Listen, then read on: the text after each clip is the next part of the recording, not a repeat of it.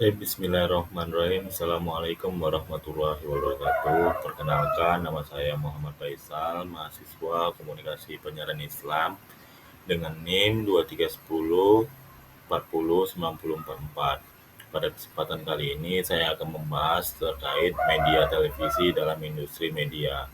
Salah satu tugas UTS dalam mata kuliah industri media.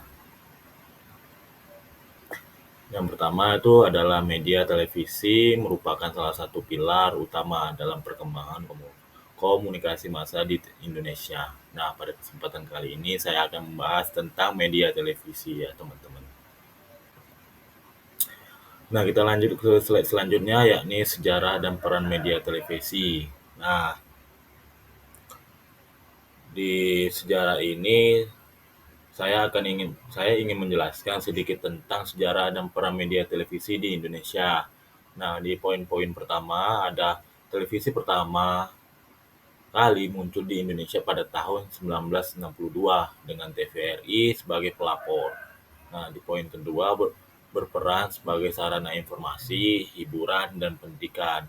Dan yang ketiga ada menjadi media pemersatu bangsa dan pergerakan opini publik. Nah, televisi pertama kali hadir di Indonesia pada tahun 1962 melalui stasiun televisi yang menjadi lembaga penyiaran publik pertama di negeri kita, teman-teman. Awalnya siaran televisi hanya menampaikan acara-acara nasional seperti peringatan HUT, RI, dan berita pemerintah. Namun seiring berjalannya waktu, perkembangan zaman, televisi mulai berperan besar dalam kehidupan masyarakat, tidak hanya sebagai sarana informasi, akan tetapi menjadi sarana informasi, hiburan, dan pendidikan. Lanjut ke slide selanjutnya, yakni struktur dan aktor dalam industri televisi. Nah, di slide ini saya akan menjelaskan sebagaimana struktur dan siapa saja aktor yang terlibat dalam industri televisi. Nah, untuk poin-poinnya yakni yang pertama lembaga penyiaran publik, swasta, dan komunitas. Kedua, ada aktor utama, prosedur, jurnalis, teknis, manajer program, serta regulator dalam kurung KPI. Nah, yang ketiga ada sumber pendapatan utama berasal dari rating dan iklan. Lembaga publik contohnya TVRI yang fokus pada penyiaran informasi untuk masyarakat, sedangkan televisi swasta seperti RCTI, Trans TV, atau Kompas TV lebih berorientasi pada rating dan iklan sebagai sumber utama pendapatan. Di balik layar ada banyak pihak-pihak yang berperan penting mulai dari prosedur, jurnalis, kameramen, editor, hingga regulator, seperti Komisi Penyiaran Islam yang bertugas mengawasi isi-isi penyiaran. Nah, selanjutnya itu ada dampak media televisi terhadap masyarakat. Nah, ini selanjutnya ada di slide 4, yakni poinnya ada mempengaruhi pola pikir dan gaya hidup masyarakat. Nah, yang kedua itu ada sumber utama, informasi, dan hiburan. Nah, yang tiga dapat membentuk budaya populer dan opini publik. Televisi dapat mempengaruhi pola pikir, norma, dan gaya hidup masyarakat melalui konten-kontennya, menjadi sumber utama informasi dan menjadi hiburan, terutama di daerah dengan akses internet terbatas. Nah, dapat membentuk isu publik dan agenda prioritas di masyarakat. Namun ada sisi negatifnya juga, teman-teman. Bisa memunculkan stereotip atau kekerasan konten kurang mendidik bila tidak dikontrol. Nah, itulah gunanya KPI untuk mengontrol atau mengawasi semua media-media penyiar.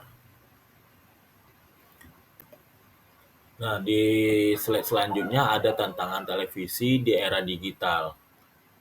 Ada 3 poin. Yang pertama, persaingan ketat dengan platform streaming dan media sosial. Nah, yang kedua itu ada penggeseran audiens ke media digital on demand. Nah, yang ketiga tuh ada tuntutan inovasi dan adaptasi teknologi baru. Kompetensi ketat dari platform streaming, YouTube, Netflix, media sosial yang menyediakan konten on demand. Penurunan angka penonton tradisional terutama di generasi muda yang lebih suka konten digital, tekanan untuk berinovasi, konten yang interaktif, format baru, adaptif teknologi, serta pengukuran audiens di digital. Biaya produksi tinggi dan perubahan model penetrasi iklan tradisional mungkin kurang efektif. Nah, tantangannya ini lumayan berat ya teman-teman, dikarenakan seiring berjalannya waktu, media-media sekarang dan generasi sekarang lebih banyak yang memilih untuk praktis.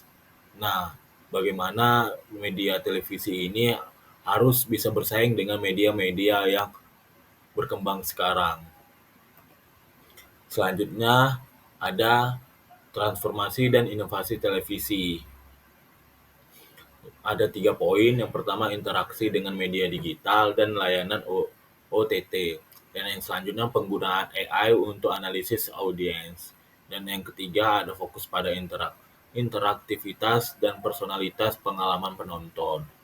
Interaksi antara TV dan platform digital, OTT, aplikasi streaming, stasiun TV, penggunaan metode data dan AI untuk mengetahui selera penonton selera penonton dan mempersonalitas konten. Konten yang interaktif, foto penonton, second scroll, sel pendamping, konten user generated, kolaborasi lintas media, sinergi dengan media sosial, podcast, konten digital, dan pendukung. Nah, slide yang terakhir yakni kesimpulan. Televisi masih memiliki peran penting dalam industri media, meskipun menghadapi tantangan di era digital. Inovasi dan keberagaman konten menjadi kunci untuk mempertahankan relevansi.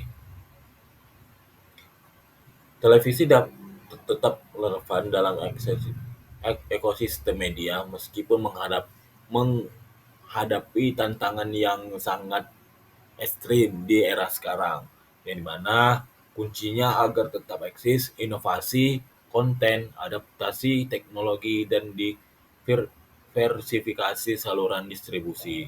Industri media perlu berpikir TV digital secara holistik agar bisa menjangkau audiens lengkap. Nah, kurang lebihnya begitu terkait tentang materi media televisi dalam media industri. Nah, terima kasih teman-teman. Assalamualaikum warahmatullahi wabarakatuh.